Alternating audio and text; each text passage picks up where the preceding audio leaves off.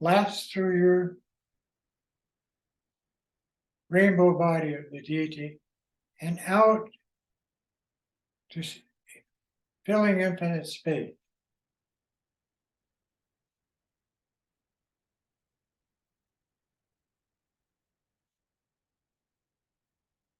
D. Sound the D. Focus on it in your heart center. Just the D. D. D. D. D. D. D. D. D. D. D. D. D, D, D, D, D, D, D, D. And see it pulsing like a supernova of energy through you, through this form body of Manjushri, out to every being in space as Manjushri. And they're doing exactly the same thing you are.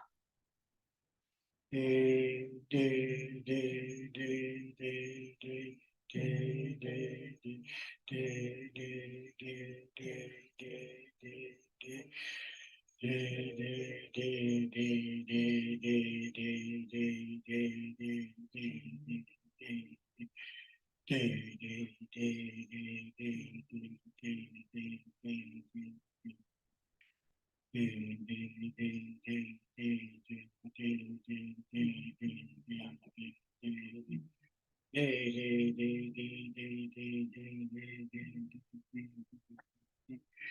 D D D D D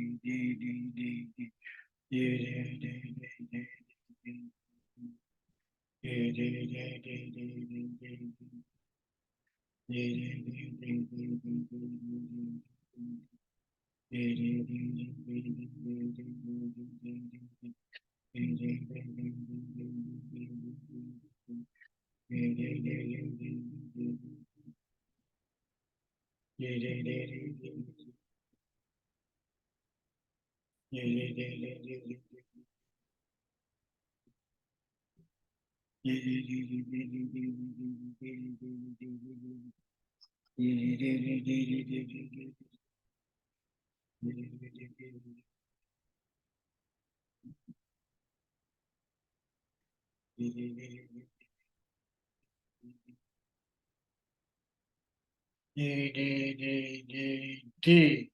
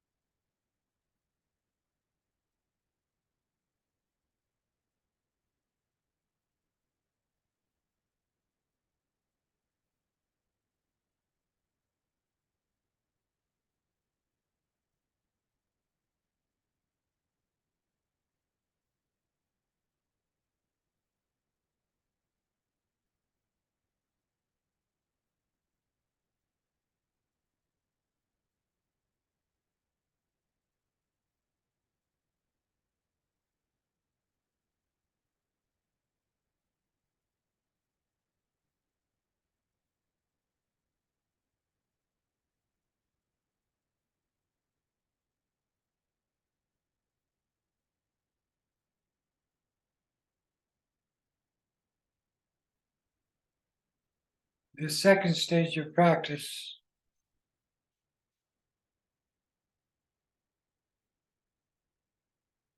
the realization of voidness stage called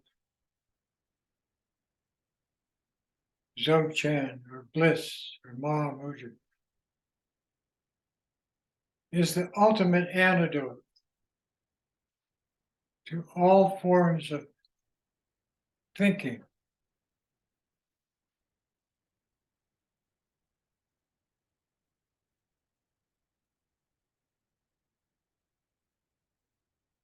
And it takes those thought patterns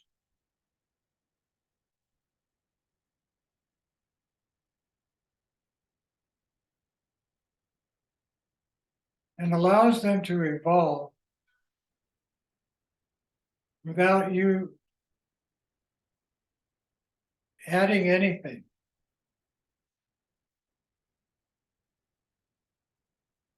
Into being in the human condition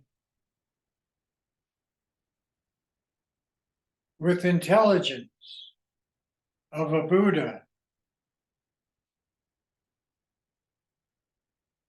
All 8, 9, 10 levels of bodhisattva training and development in place. And 32 major gifts of this state of presence called Buddha. And 84,000 outer applications as gifts available to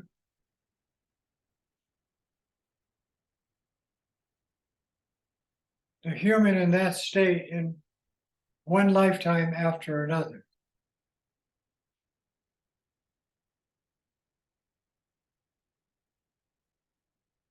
This awareness has no beginning, middle, or end.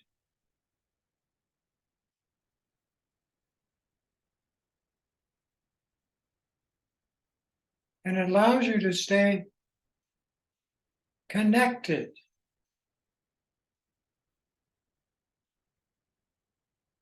without the neediness of evolving into heavenly states of pleasure, light, and space,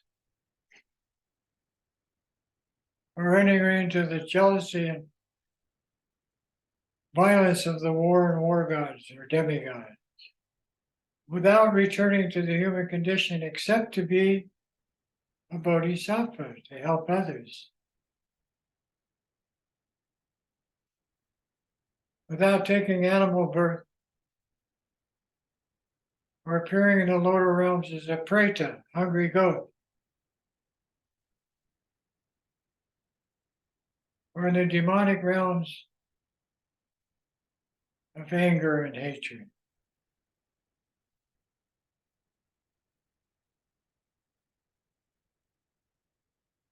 It's just to be available.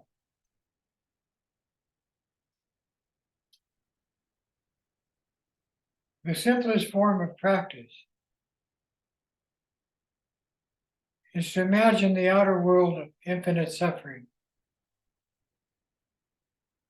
inhaled with your breath into your heart center as black light, infinitely disappearing into the development of your practice as voidness. It disappears, non-existent. And at that moment, because of your practice, infinite light with the exhale out universally to every living being that's suffering, as if each and every one was your lover, your mother, your child.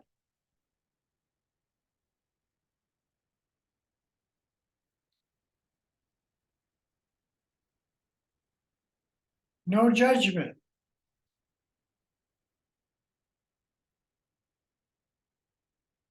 No meditation. You're breathing already. Inhale black light, disappeared into your heart center, loving kind.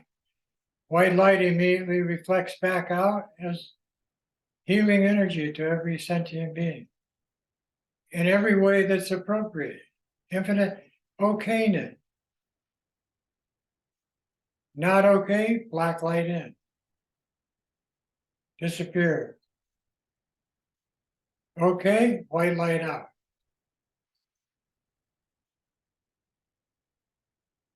You can individually direct it or to groups of 2 or more sentient beings, humans, animals, or spirit. But the simplicity of this is that it's a universal application, infinite. Infinite black light in, disappears, infinite white light out. That's the D.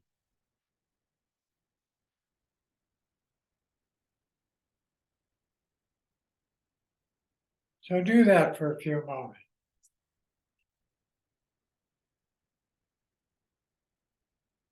If you can't do it, relax in the nature of bliss itself.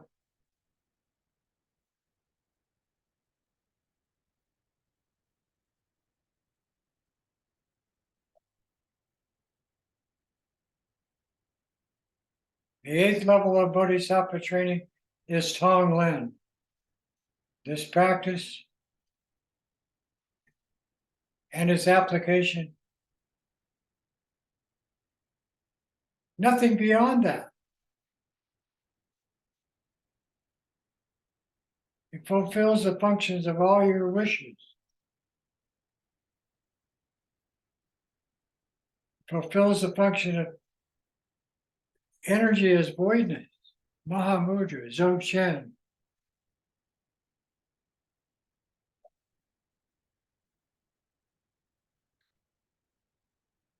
Then if you want, you can be the deity again during your post-meditation periods.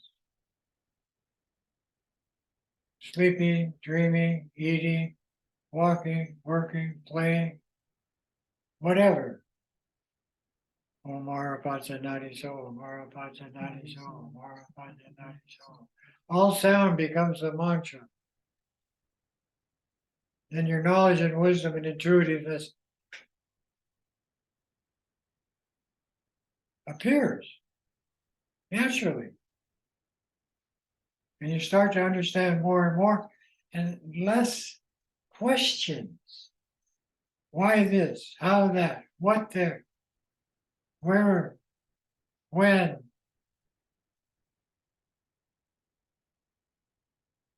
You start to know yourself.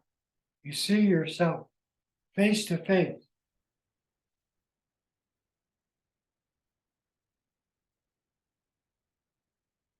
Manjushri Chandriji Vajrapani. Compassion, power, and insight. Based on loving kindness,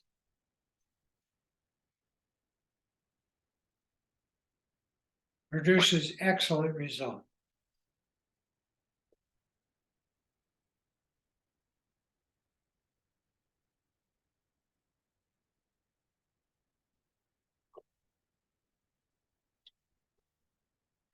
You have received the empowerment from Manjushri of this Lama's body, speech, and mind. Through the advice and practice tonight, and from other Lamas that I read their pointing out instruction. And from their virtuous activity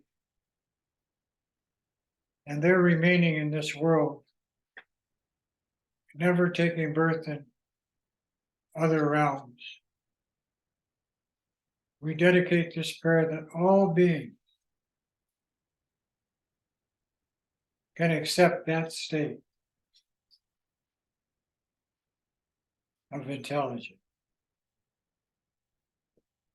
And in this way, by the power of these virtuous actions in this practice tonight, and the loving kindness of my lamas and parents to me, and the teachings of bodhicitta, and my commitment to all my Vajra sisters and brothers who do these practices, and the connection between myself and all men and women.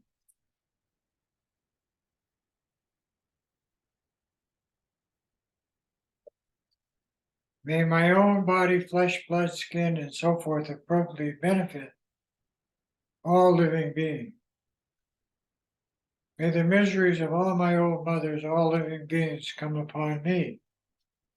May my happiness and virtue be realized by them and for as long as I remain in this world, may they never arise for even an instant the thought of harming others. And for the sake of these living beings, may I energetically exert myself, not slacking for even an instant.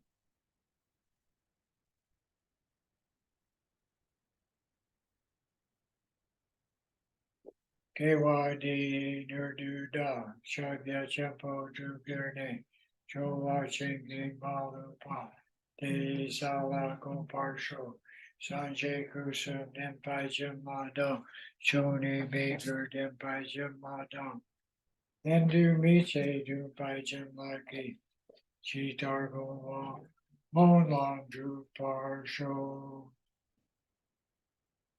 By the virtue of this practice tonight, and having realized Mahamudra, may we quickly establish all beings without a single exception in this state. Through the blessing of the Buddhas who obtained the three bodies,